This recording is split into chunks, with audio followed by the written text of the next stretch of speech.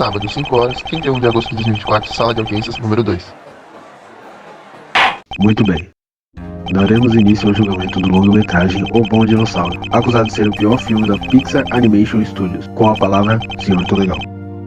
Muito obrigado, meritíssimo. Peraí. O vídeo não devia começar assim. Poxa, que diabos foi isso? Sei lá, mas assim tá melhor. Bom, até alguns anos atrás não existia muita discussão sobre qual era o pior filme da Pixar, porque geralmente as pessoas ficavam em dúvida entre Carros 2 e O Bom Dinossauro, mas normalmente todo mundo acabava optando por falar que era Carros 2 no final das contas. E com muita razão, esse filme é bem ruim.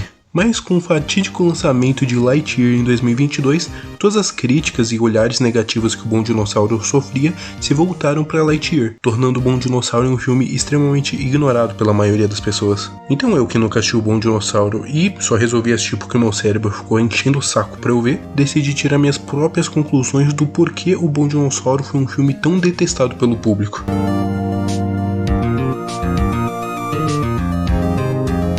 Para começar, vamos começar a entender a proposta do Bom Dinossauro. O filme ele se baseia naquela ideia do que teria acontecido se o meteoro que colidiu com a Terra e matou uma parcela dos dinossauros e por consequência trouxe um período glacial para terminar de acabar com os outros, não tivesse nos atingido. E no que isso resultaria para Pixar era dos dinossauros adquirindo mais consciência e inteligência do que eles tinham. E é nesse cenário que se passa a história do filme. Um casal de apatossauros chamado Henry e Ida decidem morar juntos em uma fazenda e terem os seus filhos lá. Eles acabam tendo as crianças e a primeira, a mais velha, se chama Buck, o irmão do meio se chama Lib e o nosso protagonista, o Arlo, ele é o caçula da família. O Arlo é um dinossauro muito desajeitado, fraco e medroso que tem muitas dificuldades em realizar a tarefa que os seus pais lhe deram, que foi a de alimentar galinhas. E em um dia, o Henry decide ensinar os filhos que eles precisam cumprir as suas tarefas com muita dedicação para que assim eles possam colocar a marca deles no silo da família. E silo, para quem não sabe, são aquelas coisas gigantes que tem em fazendas que servem para armazenar grãos. Os irmãos do Arlo conseguem cumprir seus deveres facilmente e colocar suas marcas no silo, mas pro Arlo as coisas sempre parecem mais difíceis. Mesmo tendo sua tarefa de alimentar as galinhas, parece que para ele é impossível todo santo dia e não acabar correndo das galinhas de medo e acabar espalhando as espigas de milho pela fazenda inteira.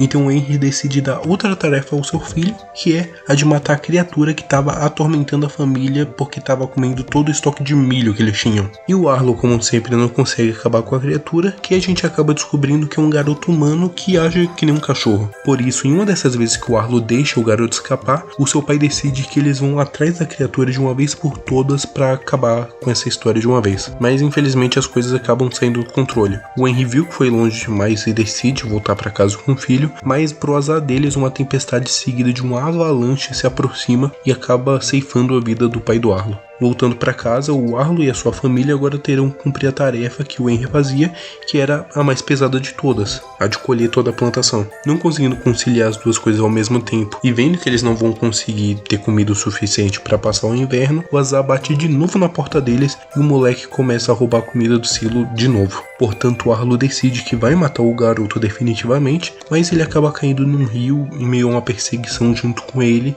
e eles são levados pela correnteza. Agora, longe de casa e junto daquele que o Arlo vê como o responsável pela morte do pai dele, o Arlo vai ter que aprender a viver com esse moleque, que ele acaba chamando de Spot, e encontrar um jeito de voltar para casa. O filme vai focar muito na relação do Arlo e do Spot, deles começando a se entender melhor, deles se tornando amigos, entendendo as dores um do outro e principalmente no crescimento pessoal do Arlo, que em relação a isso eu não tenho do que reclamar. O Arlo realmente começa mais chatinho e irritante, já que ele não consegue se virar sozinho e dá raiva ver ele não conseguindo lidar com a simples tarefa que deram pra ele, mas ele consegue se tornar alguém que tem mais confiança em si, conseguiu se tornar mais forte e ele entendeu que ele tem sim uma parcela de culpa na morte do pai dele, mas o principal fator que causou isso foi justamente a falta de coragem e de iniciativa que ele não tinha. Então, ao longo da trama, ele e o Spot vão passar por vários desafios e obstáculos que farão com que eles comecem a confiar mais um no outro, como descobrir como arranjar comida e o de saber lidar com outros dinossauros que vão aparecendo. E isso é tudo muito bem feito. Os personagens que vão aparecendo são interessantes e ajudam no crescimento dos dois. Tirando esse cara que é só bem esquisito.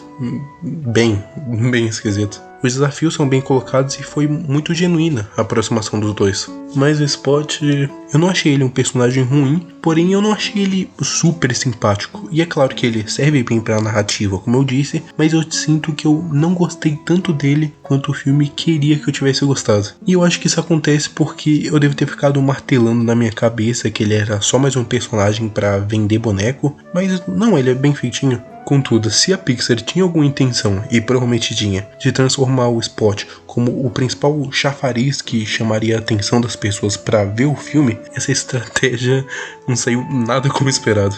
O filme, arredondando os números, custou cerca de 175 a 200 milhões de dólares, dando uma média de 187 milhões, e arrecadou 332 milhões, que...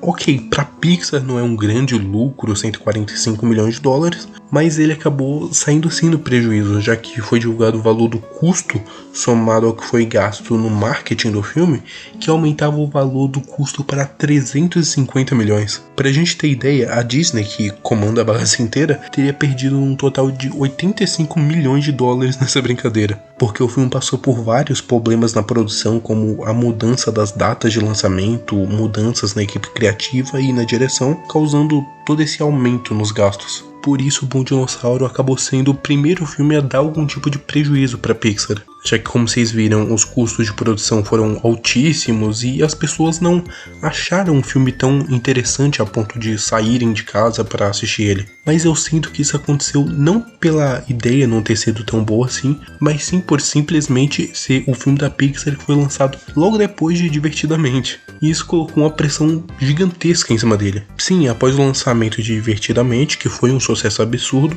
todo mundo queria ver qual seria a nova ideia super criativa da Pixar, mas em vez disso encontraram um filme que só parecia ser uma ideia bobinha de um dinossaurozinho se aventurando com uma criança. Porém, vocês viram que eu demonstrei que ele é muito mais que isso. Ele é a jornada de uma pessoa se tornando mais corajosa e confiante em si mesma após ter passado a vida inteira deslocada da sua própria família por se achar fraco e incapaz. E sendo extremamente bondoso, dá até pra falar que chega a lembrar um pouco o Rei Leão da Disney, que é um queridinho meu e de muita gente também. Além disso, a Pixar escolher deixar os dinossauros com um tom mais cartunesco ajuda muito a contrastar com cenários que são super realistas e muito bonitos. A trilha sonora do filme é muito boa, e a conclusão que eu chego é que, se comparado aos outros filmes do estúdio, ele realmente é bem ok, mas ele não chega nem perto a ser um mau filme, e é extremamente injusto o Bom Dinossauro ser comparado ao Carros 2 ou Lightyear, que é o que muita gente acaba fazendo no Letterboxd, site onde as pessoas dão notas pra filmes, coisa e tal, que lá eles aparecem com a nota muito parecida, com o Bom Dinossauro tendo a nota de 2.9 de 5, Lightyear também com 2.9 e Carros 2 com 2.7. Por fim, o filme ele tem suas conveniências, nem todos os personagens são ótimos, mas ele consegue entregar o suficiente em todas as áreas e ele consegue ser comovente quando ele tenta ser comovente. Então, pra mim, ele é uma nota 7. Mas antes de vocês saírem do vídeo, eu tenho um pequeno aviso para dar, que vocês sabem aquele grande projeto que eu tinha falado lá no vídeo do Marco Macaco? Então ele finalmente saiu do papel, e esse grande projeto é um canal onde eu vou falar exclusivamente de notícias no mundo dos animes semanalmente. E esse canal já existe, é o @Tadahema, é só vocês pesquisarem. Então é um pouco difícil de conciliar ele com esse canal ao mesmo tempo, mas eu vou dar um jeitinho e vocês vão ter esses dois lugares para me assistirem. Eu acho que foi isso, pessoal. Assistam esse vídeo sobre eu falando do filme do Mario, que tá muito bom. Então foi isso, eu vejo vocês na próxima aí. Tchau, galera.